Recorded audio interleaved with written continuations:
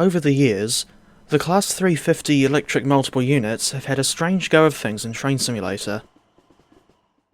After discussing the version included with West Coast Mainline Trent Valley, I thought I should finally make a dedicated review of Armstrong Powerhouse's Class 350 Enhancement Pack, since I've referenced this thing numerous times in previous videos.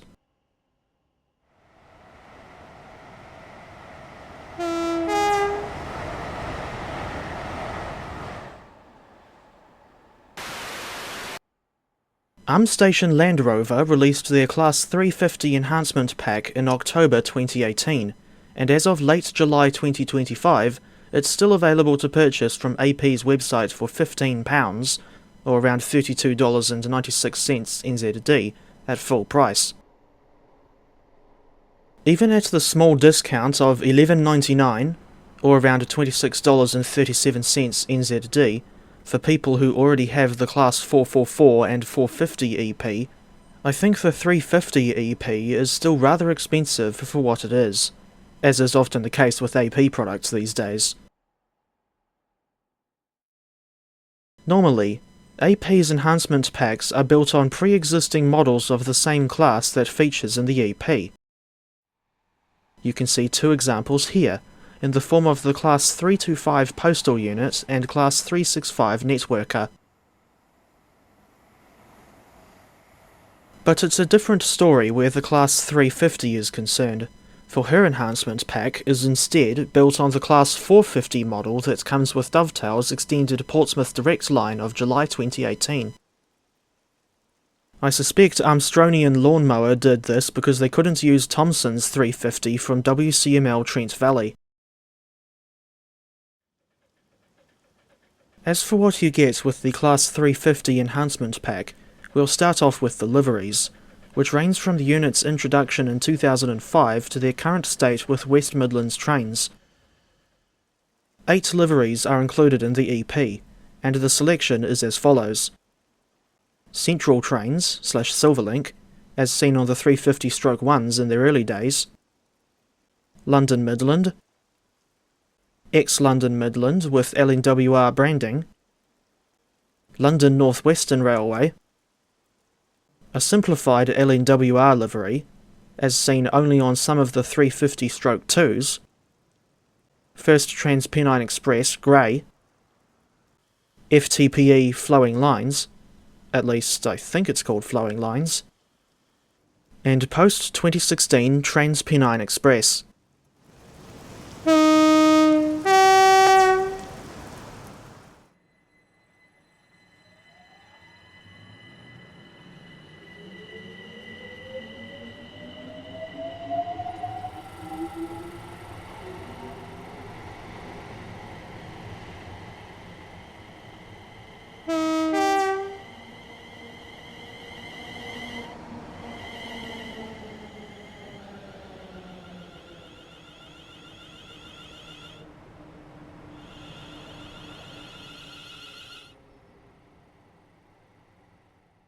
The features on the Class 350 EP are more or less the same as what you get on the 444 and 450 pack. The list of features includes, but is not limited to, the Working Train Management System screen, Automatic Warning System self-test sequence, TPWS and AWS operational, dual voltage functionality,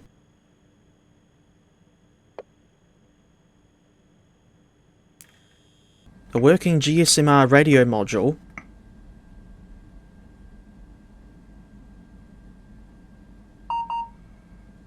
player changeable destination display, controlled by the F7 and F8 keys, an arcing pantograph, that also disappears if you get too close, and automatic unit numbering.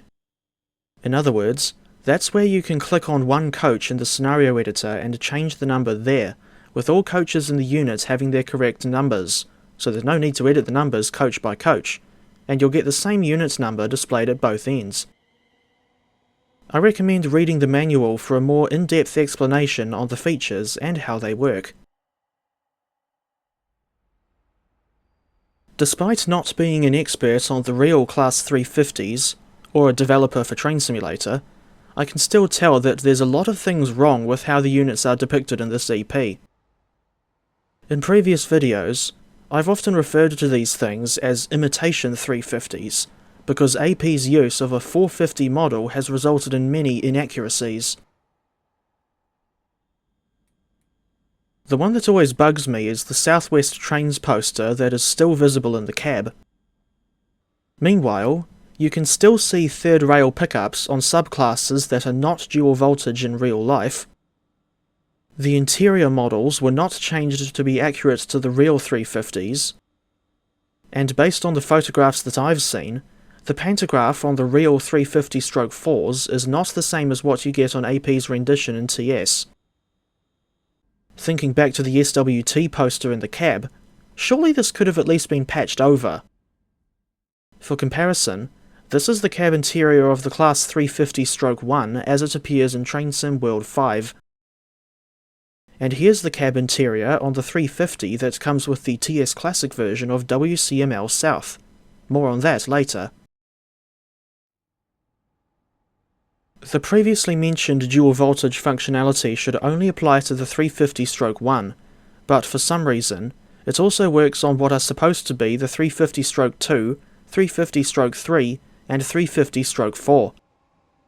Incidentally, the real 350/2s have 3x2 seating, while the other subclasses all have the much more sensible 2x2 seating, and the 350/4s have, or at the very least had, more of an intercity-style seating layout because they were originally used on services between Manchester and Glasgow or Edinburgh, so this scene you're looking at now is very realistic indeed. These days, the Manchester to Glasgow or Edinburgh services are operated by Class 397 Civity EMUs, built by CAF of Spain between 2017 and 2019.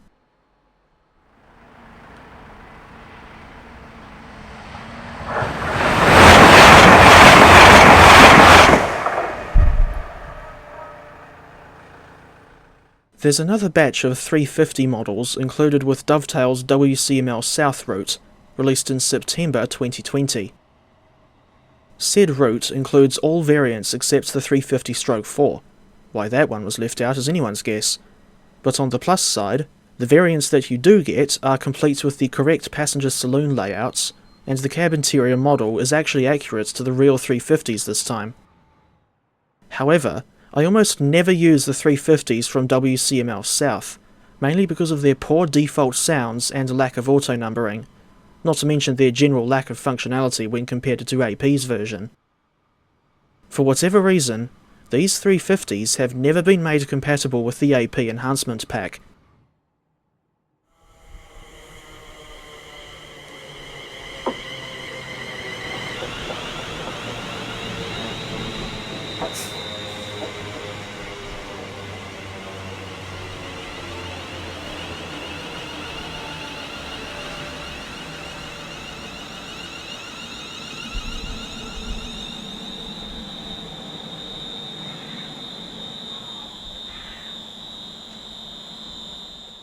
Possibly the only saving graces in this whole EP are the decent looking liveries and the addition of auto-numbering, not to mention the other features as well, although I don't really have a favourite out of those features. The sounds aren't too bad either, at least from the perspective of someone that doesn't know too much about the real units, but has ridden on them a couple of times in real life, although I can't help thinking that the motors are way too quiet in-game.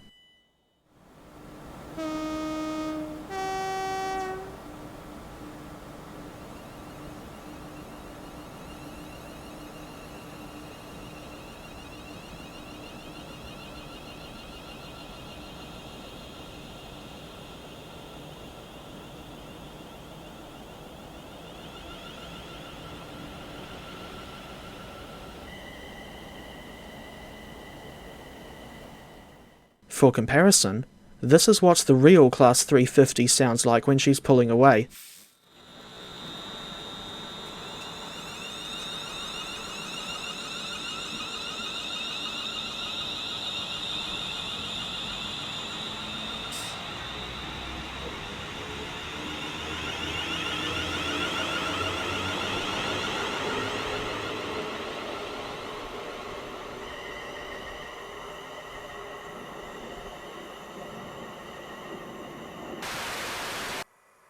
In conclusion, I think the Class 350 Enhancement Pack is quite a poor show from a developer that still proudly claims to deliver, words to the effect of, the ultimate experience on the front page of their website.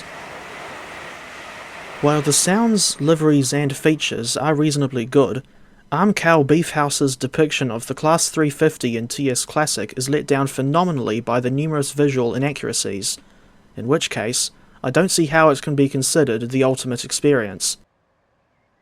Unless you're only intending to use the Class 350 for AI services in your own scenarios, I would not recommend this enhancement pack, and I think it only deserves a 4 out of 10.